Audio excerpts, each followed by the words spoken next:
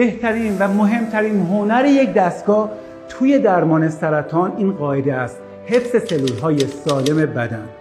بیمار اصلا احساس درد نمی‌کنه، با پای خودش میاد درمان میشه و بعد با پای خودش بلند میشه میره خونه و تمامی امور روزانه‌ش رو بدون کمک و دیسترکشن و مشکل انجام میده. همه واقعیت‌های بزرگ دنیا از یک رویا شروع میشه و چقدر زیباست وقتی که اون رویا به واقعیت پیوند میخوره و شما میتونید لمس واقعیت رو داشته باشید. و امروز دستگاه سایبرنایف توی مرکز جامع تشخیص و درمان سرطان رسا واقع در شهرک سلامت اصفهان مستقر شده و به زودی، خیلی زود، این خبر ویژه به گوشتون میرسه که درمان با سایبرنایف توی کشور آغاز شد. دستگاهی که ملاحظه می‌کنید دستگاه سایبرنایف از کمپانی اکیوری، شرکت آمریکایی هست.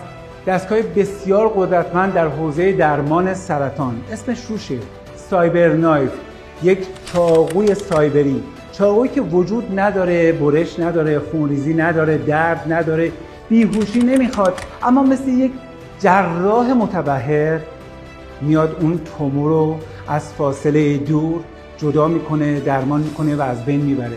این دستگاه با توانایی بالایی که داره، یکی از قدرتمندترین کارهاش دقت بالاست که اون دقت باعث میشه که سلول‌های سالم بدن رو حفظ کنه و مستقیما به صورت نقطه زن بره سراغ سلول‌های سرطانی و تومورها.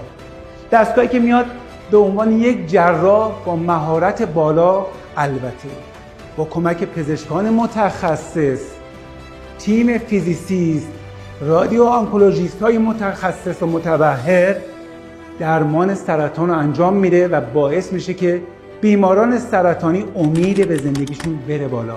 یک دستگاه با دقت بسیار بالا و میلیمتریک، دستگاهی که یک سیستم به نام سیستم سینکرونی داره که همراهی بیمار رو با تختی که متحرکه، با بیمی که متحرک هست و دوربین متحرک انجام میده. یعنی بیمار وقتی داره نفس میکشه این تومورا بالا پایین میشن، توی ناحیه پستان، توی ناحیه شش به راحت رصد میکنه و همراه تومور همراهی انجام میده و درمان انجام میده که باز این سیستم سینکرونی کمک میکنه که سلول‌های سالم حفظ بشن و حفظ بمونن. خیلی جالبه، بیمار اصلا احساس درد نمیکنه.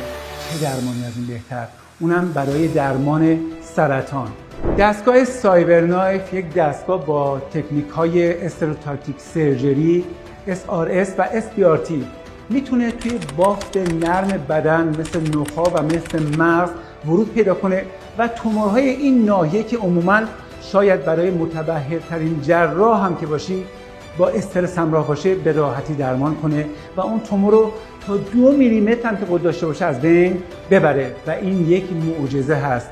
امیدواریم بتونیم با این دستگاه و با این تکنیکایی که موجوده و با این تجهیزات بسیار قدرتمندی که در شهرک سلامت در مرکز جامع تشخیص و درمان سرطان رسا وجود داره، بهترین خدمات رو به مردمی که شایسته بهترین ها هستن ارائه بدیم و درمان های خوبی رو در خدمتشون باشیم. روز و روزگارتون خوش.